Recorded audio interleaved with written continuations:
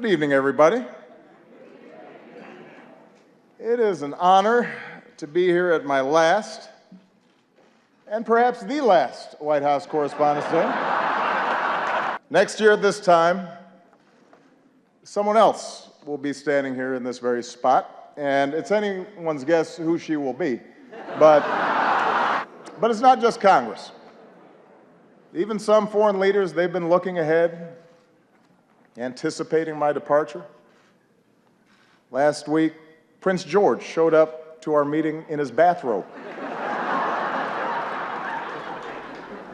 That was a slap in the face. I want to close my final White House Correspondents' Dinner by just saying thank you. I'm very proud of what you've done. It has been an honor and a privilege to work side by side with you to strengthen our democracy. And with that, I just have two more words to say. Obama out.